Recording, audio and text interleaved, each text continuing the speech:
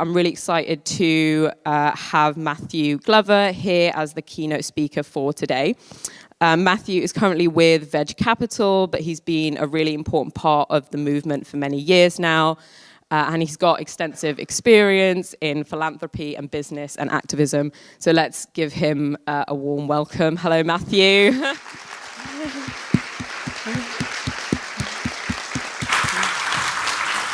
Thank you. Hello, everybody.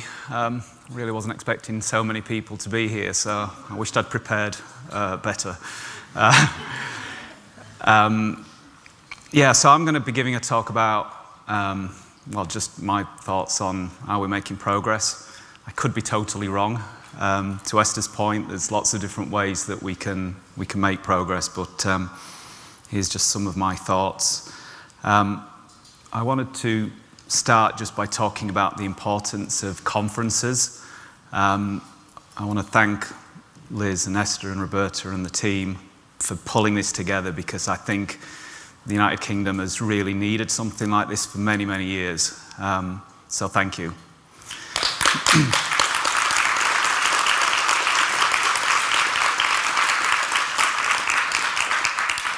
I went vegan in about 2011, and the first time I ever met vegans was going to a conference. That was the Animal Rights Conference in the United States, in Washington, D.C. And it was just an absolutely transformative experience for me personally, to be able to absorb all of this information in a short period of time, to meet amazing, talented, intelligent people that cared so much and so deeply, was so important to me. And one of the people that I met there is a woman called Lisa Shapiro, who unfortunately is no longer with us. But she was very much in the US, one of the movers and shakers of the animal protection space. And we met in a lift, and I was this weird English guy with a suit on, and everybody else was in t-shirts and stuff. And I think I was the only Brit there, actually. And I think they thought I was from Scotland Yard or something, just infiltrating.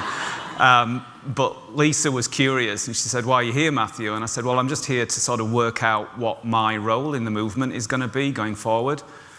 And she said, "Well, what are you good at?" And I was like, I'm good at sort of building companies. I'm good at sales and marketing. And she said, "In that case, Matthew, do sales and marketing for the animals." And that was like penny dropped, you know. So that's sort of what I've been doing. So here's some of the stuff for those of you that don't know who I am. This is some of the stuff I've been working on. I launched Veganuary with my wife Jane and my best friend, and it started off just the two of us, just, you know, with this idea. Didn't know if it was going to work, and we've just in the last year had our 10th anniversary. Thank you.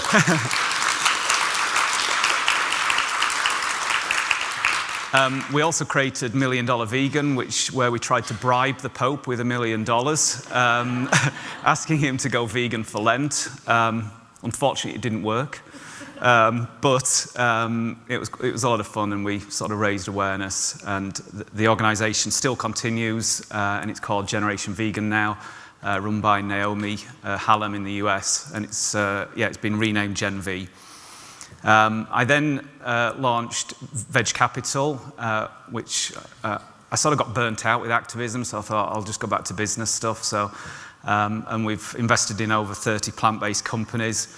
We're committed to any profits that we ever make, recycling it and creating a virtuous circle, if you like, so the money goes back to charities, to effective animal charities.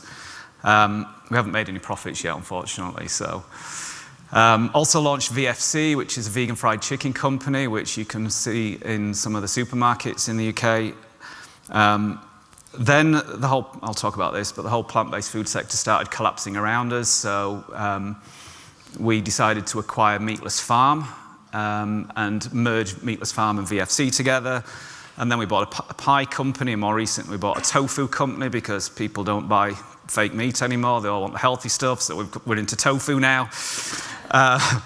And the majority of profits, again, are committed to going to charity. So if you buy BFC, Meatless Farm, Clive's Pies, then nobody's getting rich out of it. The idea is it comes back into the movement. And then I've also been working on philanthropic stuff, advising quite a few of the people in the room here on how to go about creating an organization, raise funds and everything else, and just giving general advice. I've also been working on filming, so I've done undercover investigations, going into farms. I've rescued animals from farms very quietly and taken them to sanctuaries. I've interviewed people. So I think I've got like a really weird sort of range of views, not just doing activism, but doing business, helping on the philanthropic side, breaking and entering, you name it. And after sort of 10 years, 12 years, my view is that progress is slow. I don't think that's going to be news to anybody in here.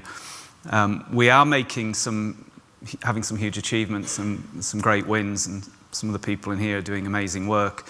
But as a movement, it doesn't feel like we're gaining enough traction, certainly as fast as we would like.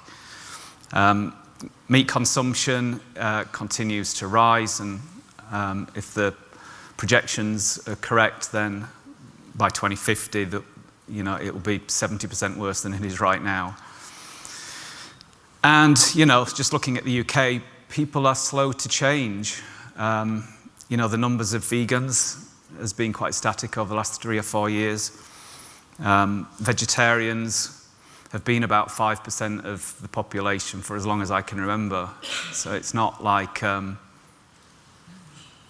just not getting people on side fast enough. The numbers of flexitarians are increasing, but even them, they're not really buying, certainly, so many of the products. Sorry, it's a bit depressing this, but there will be some hope, don't worry. We have recidivism, so we get people on board, and then, for whatever reason, we lose them. This woman is, if you've seen Super Size Me, Morgan Spurlock's girlfriend in that movie, vegan, really super healthy. Unfortunately, she's no longer vegan. The Guardian put a headline out, and she said, "I'd buy fish and hide it under the kale." The star vegan chef who developed a taste for liver. We've all seen the stories, and I think of it, it's like a leaking bucket. We're like filling the bucket up as quick as we can, but, we're losing people as we go. We've got a media backlash, as you've all seen. Here's just some of the headlines. Veganism is in crisis, and the fanatics can only blame themselves. Is there any fanatics in the room? It's our fault. Warning, vegans. Animal proteins are crucial for healthy aging. A major study of 50,000 women shows. That's in the Daily Mail. Or the Daily Hate, as Jane calls it. And even like The Guardian and The Independent, some of the stories increasingly have been not overly helpful. Veganism is over, and as a vegan myself, I couldn't be happier about it. What? The plant-based food sector is struggling, so I've seen a lot of that on the work that I've been doing. Venture capital funding has pretty much dried up in the last 2 years. A lot of the startups are really struggling to raise money. I call them tourist VCs, so all of them have left the space. So when Beyond Meat and Oatly IPO'd, a lot of venture capital got quite excited and thought this is the next big thing. And then Beyond Meat and Oatly share price has gone down like that, and they've just left the space. I have access to Nielsen data, which looks at the volume of plant-based meat alternatives. So this is everything from pies to pizzas to sausages to burgers to chicken nuggets. And it's 13.4% down in volume in the last quarter compared to the year before. And the year before was lower than the year before that. So it's like we went up, but we've come down a little bit. Frozen also in decline by 6.3%. Situation in the United States is even worse. I heard like 20 to 25% decline. There are some positives. Germany, Sweden, and other areas are doing better. And I'm afraid to say that the plant-based meats are just not good enough at the moment. There's an organization in the United States called FSI, and they spent about $350,000 on research. So they've done blind panel tests with omnivores and flexitarians and given them all of our products and put them alongside the meat alternatives and asked people to give feedback. And unfortunately, the plant-based meat alternatives on average do a lot worse than the average animal-based products on blind tests. There is some positive news that the very best of our products are nearly as good as the animal-based ones. So like Beyond Meat scores maybe just below average for a meat burger. And I suppose that is better than what it would have been like 10 years ago before we had these products. And I just, a lot of people say, well, we just need to get everybody eating healthier then on a whole food plant-based diet, but I don't see a great deal of evidence that that is a strategy that's going to get everybody on board either. Cultivated meat was put forward as being the future for us. If we can just make meat without harming animals and having that cruelty, then maybe that is the way forward. I went to the first ever cultured meat symposium in Maastricht, and it was very exciting. Being somebody that dropped physics and chemistry at the age of 14, you had to do one science class back then, so I did biology, but that was only because there was a sex education element to biology. But my scientific awareness is pretty limited, so a lot of the talk was over my head. But one thing that I remember was there'd be all these British and European scientists, and I was like, how quickly are we going to get these products to market? And a lot of them were saying anything from 10, 20, 30 years. And there'd be some Americans there, and it's the American attitude, it's a lot more upbeat. They were saying, oh, we could probably have this on the market within a year or two. And that was 5 or 6 years ago. So, I just don't know. This was an article that was in the New York Times, The Revolution That Died on Its Way to Dinner, and it was like an obituary for the cultivated meat sector. Now, that might not be true. I think there's still a lot of people, really, really smart people working in this sector.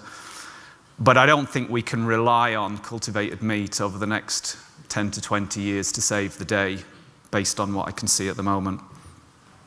So it is like a David and Goliath situation here. The meat industry has an annual budget or revenue of 1.6 trillion. The diet change movement globally is about $120 million. The annual budget, just to give a bit of perspective, for the New York Metropolitan Opera is bigger than the diet change movement budget globally. It's about 300 million is the New York Metropolitan Opera, and we've got 120 million. I think if you add in the money that goes to welfare, it might be higher, maybe around the 200 million, but either way, it's like really small in comparison to what we're up against. Livestock farmers get 1,200 times more funding than the plant-based or cultivated meat sectors. We have a media bias to contend with. We have cultural barriers, as you know, a pressure to conform. It's easy when we're all together, surrounded by other vegans, but when we're out in society, it's difficult. It's difficult for people to stand out and be different to everybody else. So, to convince people to be fanatics and weirdos like us it's a struggle. We have speciesism or carnism, as coined by Melanie Joy. There's cost of living crisis and poverty, and people just like eating animals, unfortunately. So it's hard, isn't it? So how do we win? Is Sebastian Joy in the room? Hi, Sebastian. Are you familiar with what this scene is? It's the World Cup. It's a scene from the World Cup in 1966 when England won the World Cup. Played Germany.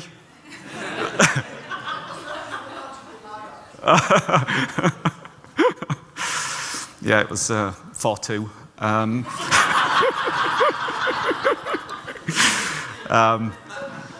Actually, funnily enough, see the guy in the middle here that's looking quite fed up? He was part of our VFC team, and he was Scottish. So he really didn't like putting that T-shirt on. So I've got like 7 broad areas that I think we could probably work on and do better. So one thing is meta fundraising, rhymes with better. I mean, as I pointed out, we're severely underfunded. So again, I don't know how, but how can we collectively figure out ways to tap into more, for example, climate money? How do we engage with the Gates Foundation and billionaires? I heard an idea once of, how do we get to the kids of the billionaires and, get them on our side a little bit more so that we have more funding, so that we can have more effect. I have a question that whether or not we should direct more NGO funding to more away from more moderate campaigns and towards more radicalism. And I know there's going to be talks, or at least one talk, about the welfare aspect compared to the promoting more of, not abolitionists, but just really working more on diet change, which I personally would support. And we also need to mobilize volunteers better than we do at the moment. There is a lot of pent-up demand from volunteers, but they need guidance. How do we leverage that more effectively? I strongly feel that we need to focus more on diet change advocacy. The organization that I help as an advisor, which is the Karuna Foundation, they have 3 main pillars, if you like, of that they really judge any application for funding. And they want to fund campaigns which reach a mainstream and or influential audience with a clear diet change message and in a cost-effective way. So how do we get the most bang for buck out of that money to convert as many people to our way of thinking as we possibly can?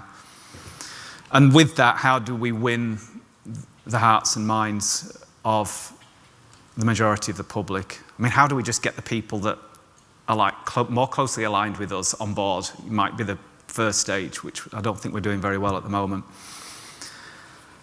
And we think that by getting more of society on board, then it makes it easier when we have other strategies such as legal campaigns and policy work and regulatory, institutional change, because there isn't those barriers. People are more likely to sort of empathize with our point of view. So yeah, I just think at the moment we're not doing enough diet change advocacy effectively. I mentioned to Layla, I will mention Animal Think Tank because I think that you guys are amazing. One of the things that Animal Think Tank believe is that we should have sort of more of an aligned narrative that we're all working towards. And they think that we've uncovered some persuasive narratives such as, I know we've been doing it, but we should be doing more of this, focusing on animals' abilities, their intelligence, their sentience, how they are much closer to us than we think. How do we start framing things in terms of social progress? Animal freedom is the next step in our progress as a society. And focusing again on morality a little bit more. It's morally right to support animal freedom. And I like that animal freedom term more than animal rights. But I'm not an expert on this, so go and talk to the Animal Think Tank people. And this is a quote from This Is an Uprising, which I apologize, I still haven't read the book, but I know I keep promising. But if we can win the battle over public opinion, then courts and legislators will ultimately fall in line. This is something that the meat industry does. They have these things called check-off campaigns, and we don't currently do it. So a lot of people will recognize Got Milk with this milk mustache. In the 90s alone, the California milk processors created 70 different TV commercials with the Got Milk message. Every day, 80% of the population saw those adverts. It's incredible. And how it's funded is the dairy industry itself chips in. They have to, because it's USDA mandated in the US, but they have to put this money in. So 3 cents from every gallon that is produced of milk goes into this centralized pot. And that was 23 million per year of advertising at its peak, and they're still doing it now. The beef industry has their own campaigns, and they've had a very successful one called Beef, It's What's for Dinner. And that's very clever because they've positioned beef as being like that central, you know, like a meal's not a meal unless it's got beef on it. And yeah, 42 million in the first 17 months was spent on that advertising. I mean, just think of that. It's mind-boggling. You got McDonald's and Burger King and all those other organizations advertising as well.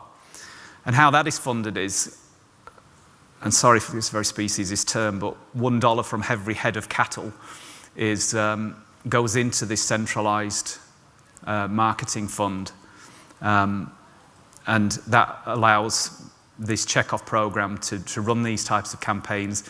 Also, they're using it to invest in paying scientists to come up with dodgy science. They're using it for PR campaigns. They're running a digital command center in Denver, very different.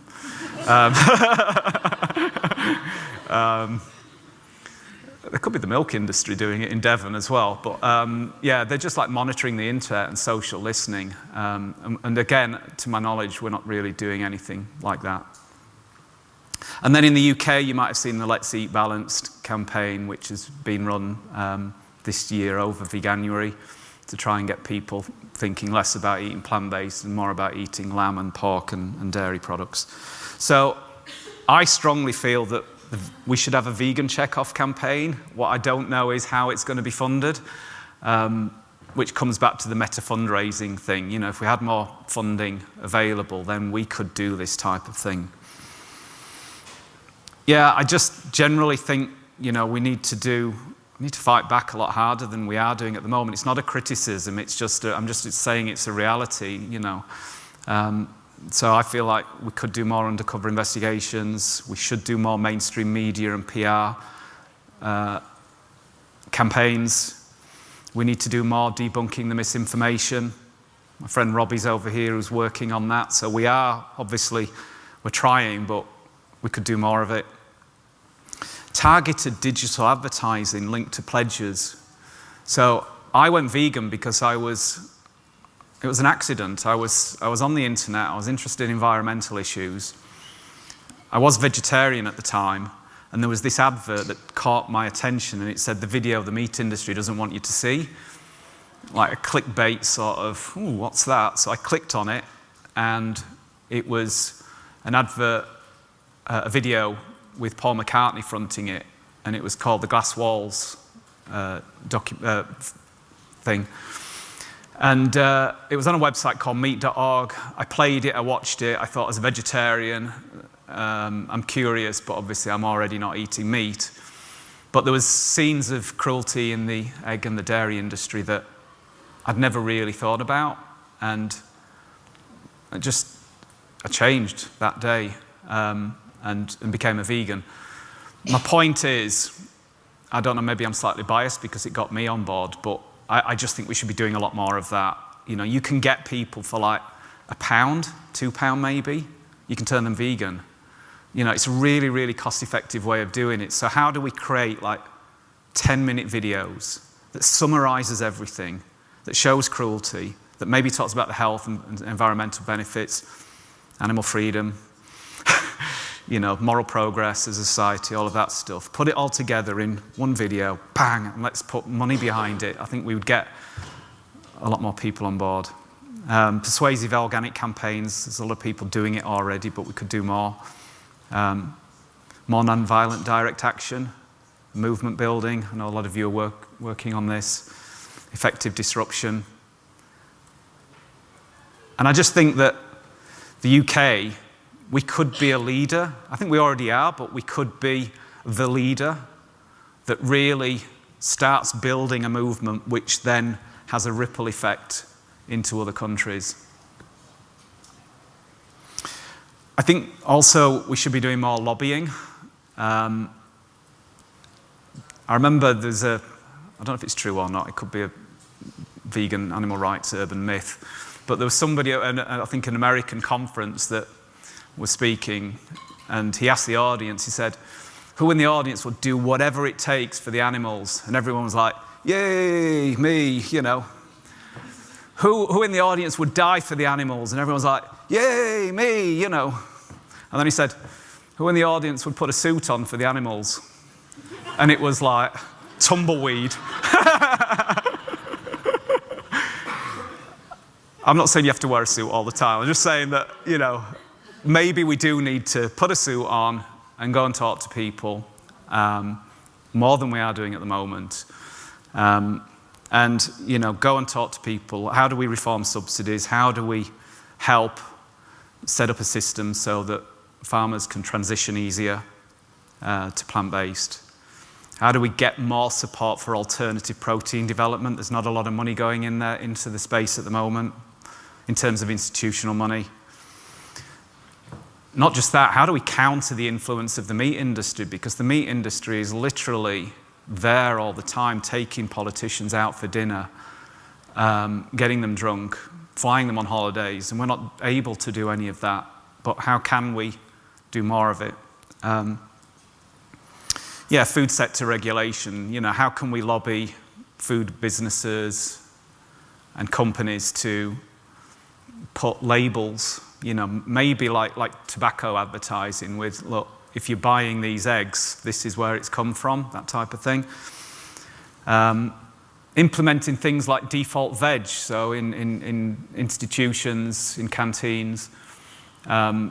It's not turning everything vegan, on, which obviously we'd like to do in the first place, but how can we make it so that the vegan or the vegetarian options are the things that are more prominent? And it's almost like if people want meat, it's like under the counter sort of situation. Yeah, how do we stop financial institutions investing so much money in JBS and Marfrig and Tyson and Smithfield and these huge corporations? If they're unable to borrow money, they're less likely to be successful.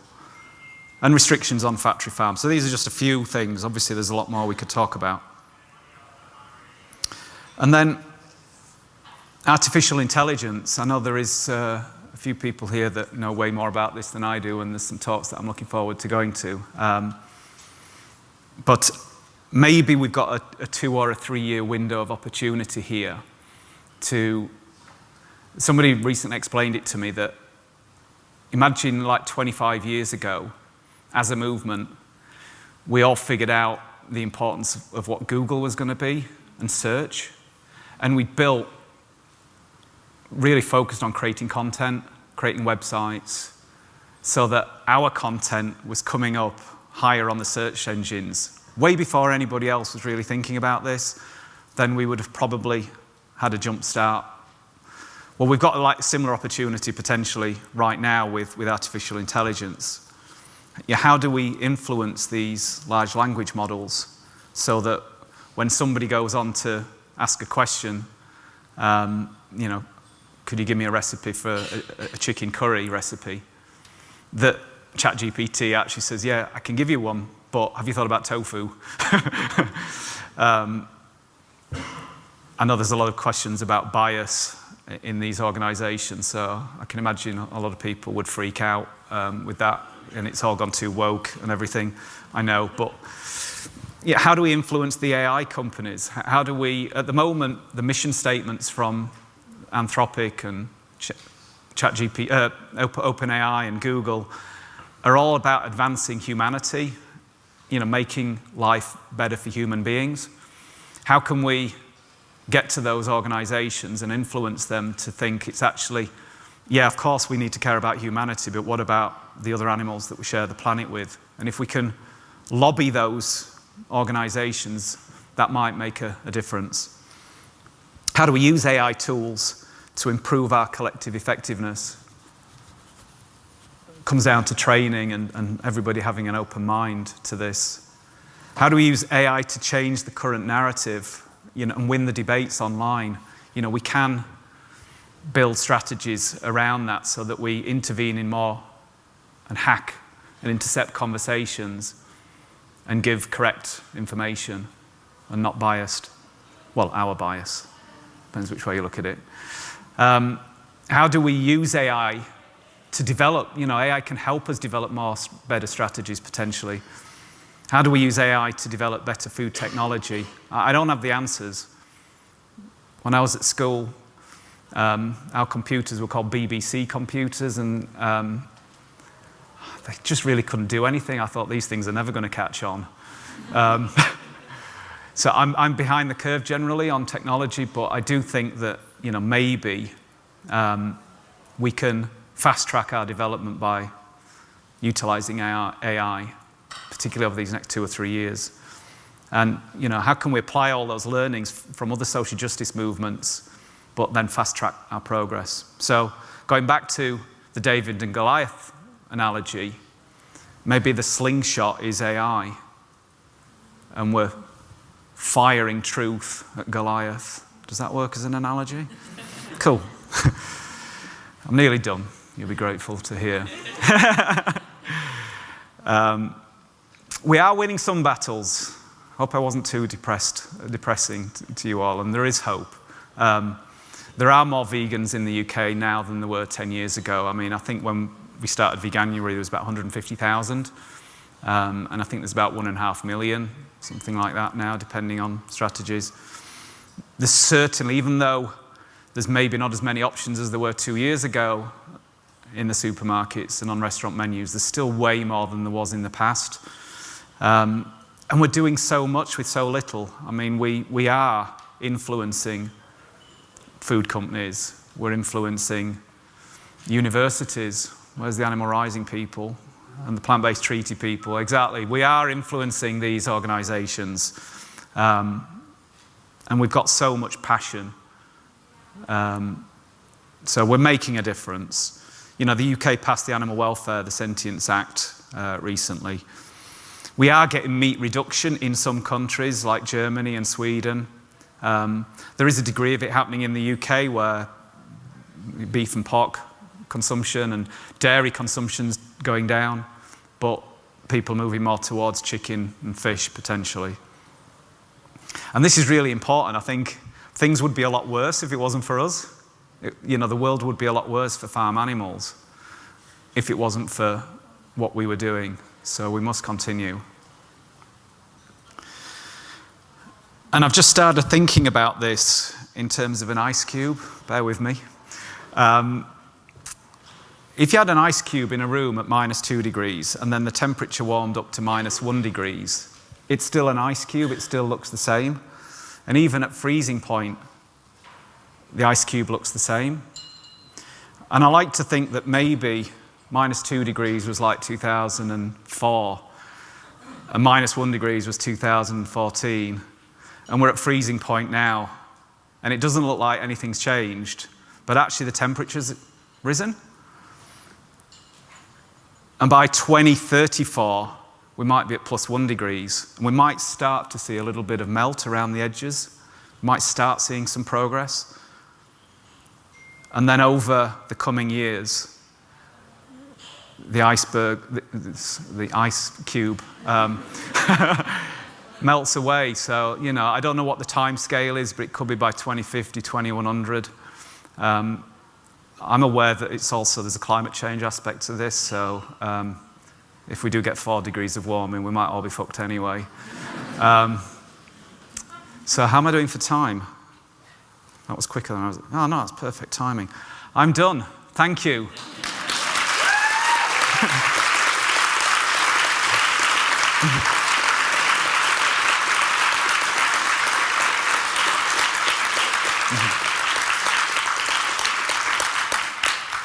That's me on a motorbike for the first time in my life in Mexico, which was quite an experience. But it symbolizes for me that I'm still on a journey. I'm still trying to figure it all out. So they were just sort of random thoughts as I see it, but I'm not saying that I definitely know everything. I'm not one of the intellectuals or academics in this movement. I'm more of a just get on with it, and hopefully some of it works.